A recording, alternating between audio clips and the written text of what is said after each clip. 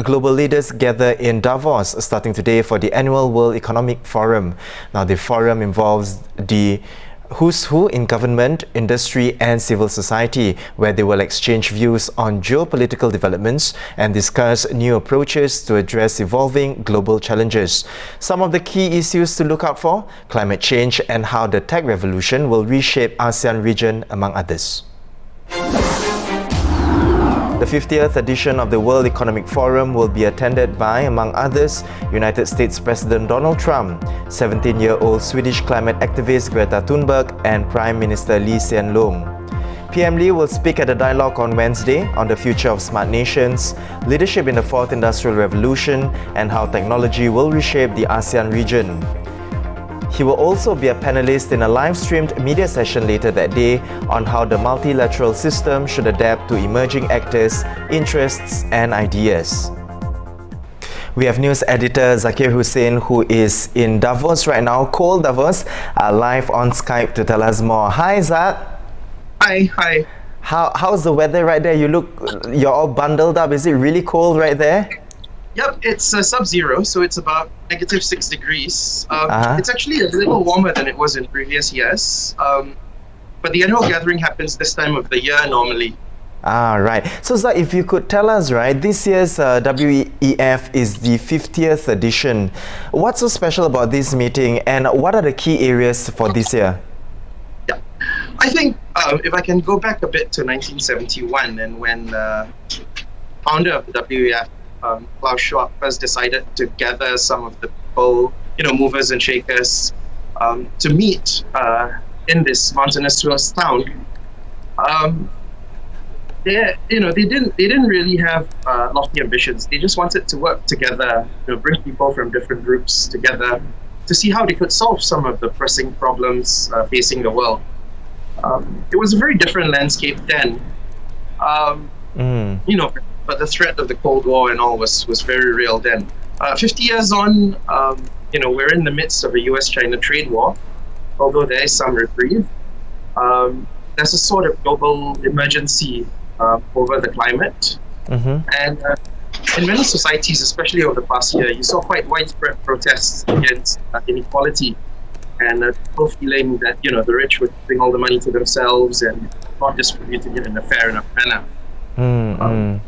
So this year's meeting is like every other year, except there's a special emphasis on the fact that maybe at 50, the WEF should take stock of what it's achieved. But also, I think, try and find renewed momentum to, resolve some of these challenges in a more focused and sustainable way.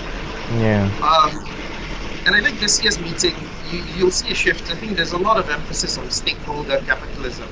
Right. Basically meaning that businesses, can no longer just serve the interests of shareholders and ignore the communities they operate in, ignore the public at large and so on. And so businesses need to have a greater sense of responsibility, not just to society, but also to the environment. And I think one signal of the WEF success is that, yes, there are the annual small-scale protests and so on, but even environmentalists and activists like Greta Thunberg, the 16-year-old schoolgirl who kind of led many of the movements over the past year, she's decided to come to Davos and, send a message to many of the gathered world leaders. And I hope, and I think many people hope, they will be listening to the need to do something on the climate. Yeah. Now, Zak, of course, Prime Minister Lee Hsien Loong is there as well. And if you could share with us, what is Singapore's involvement in this global forum? I think Singapore leaders have made it a point to be at Davos in some capacity or other every year.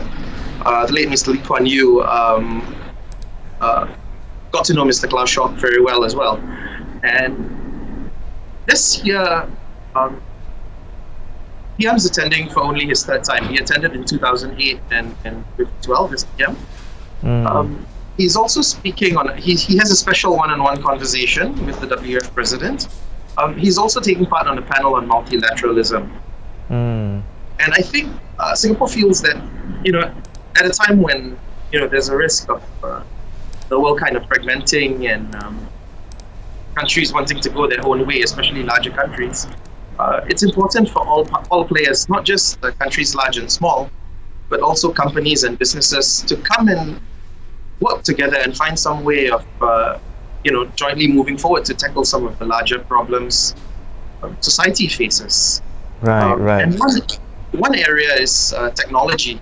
With the widespread use of artificial intelligence, Internet of Things, and the debate over 5G systems.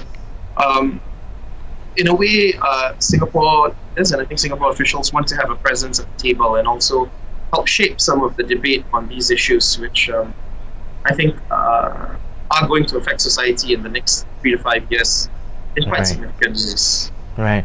Well, thank you so much, Azak, for coming on to the show to share with us more with regard to the forum, and of course, have fun at Davos and do stay safe.